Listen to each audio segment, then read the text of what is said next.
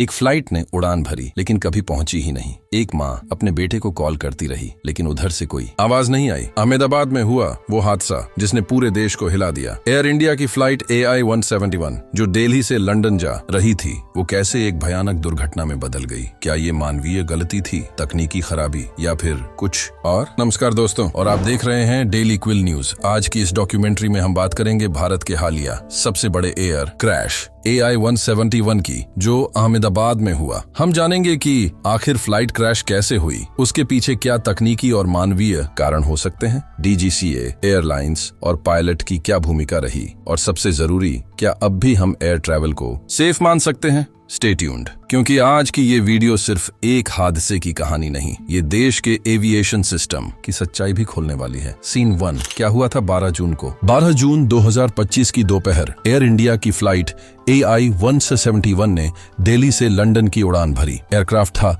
Boeing 787 Dreamliner. 242 यात्री on board थे, जिसमें से 18 विदेशी नागरिक थे। सब कुछ सामान्य था, लेकिन जैसे ही फ्लाइट अहमदाबाद एयर स्पेस में दाखिल हुई, वहां टेक्निकल इश्यूज शुरू हो गए। आई विटनेसेस ने बताया, प्लेन ने अचानक एल्टीट्यूड लूज किया और फिर लाउड एक्सप्लोजन हुआ। Crash location Ahmedabad Vadodara highway के पास एक ओपन फील्ड में। इम्पैक्ट इतना जबरदस्त था कि पूरा फ्यूजलाज टुकड़ों में बंट गया। सीन 2, क्रैश की वजह अब तक क्या पता चला है? DGCA और NTSC की शुरुआती जांच के मुताबिक ऑटो पायलट सिस्टम में मैल फंक्शन हुआ। बैकअप हाइड्रोलिक सिस्टम रिस्पॉन्स नहीं कर रहा था। को पायलट ने इमरजेंसी लैंड की कोशिश की, लेकिन एयरक्राफ्ट अनकंट्रोलेबल हो चुका था। क्या ये सिर्फ तकनीकी खराबी थी? बोइंग 787 ड्रीमलाइनर पहले भी कई बार अंडर स्क्रूटिनी रहा है। FAA US ने मार्च 2025 में इस एयरक्राफ्ट की कुछ बैच पर वार्निंग जारी की थी। मैन्युफैक्चरिंग डिफेक्ट की आशंका जताई गई थी, खासकर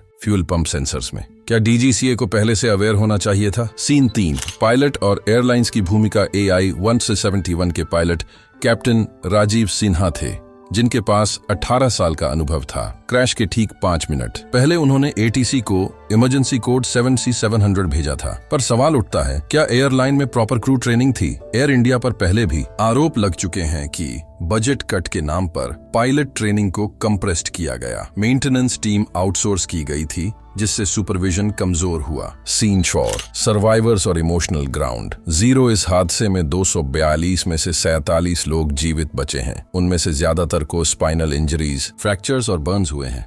एक 9 साल की बच्ची आयशा, जिसने अपनी माँ और पापा दोनों को खो दिया, वो अकेली ICU में है। उसकी कहानी ने पूरे भारत को हिला दिया। हॉस्पिटल्स में लगातार क्राउड है। परिजन DNA मैचिंग से अपने रिश्तेदारों की पहचान करवा रहे हैं। सीन 5, सरकार की प्रतिक्रिया और कॉम्पेंसेशन पॉलिसी। प्रधानमंत्री कार्यालय ने हादसे पर दुख जताया और जांच के आदेश दिए। एयर इंडिया ने कहा कि हर मृतक के परिवार को Rs 50 लाख का मुआवजा दिया जाएगा। पर सवाल है, क्या ये मुआवजा काफी है? लीगल एक्सपर्ट्स का मानना है कि इंटरनेशनल स्टैंडर्ड्स के मुताबिक Rs 2 करोड़ तक कॉम्पेंसेशन बनता है। ब्लैक बॉक्स रिकवरी अभी तक इनकम्प्लीट है, जिससे इन्वेस्टिगेशन में डिले हो रहा है। सीन 6, क्या भारत की एविएशन सेफ है? भारत में पिछले 10 सालों में 11 बड़े एविएशन हादसे हो चुके हैं, पर क्या हमने कुछ सीखा? मेंटेनेंस कॉन्ट्रैक्ट्स आउटसोर्सिंग, DGCA की understaffed team, pilot, mental health monitoring की कमियां, सब मिलकर हमारे एविएशन इकोसिस्टम को कमजोर बना रहे हैं। अगर आप चाहते हैं कि भारत में हर उड़ान सुरक्षित हो,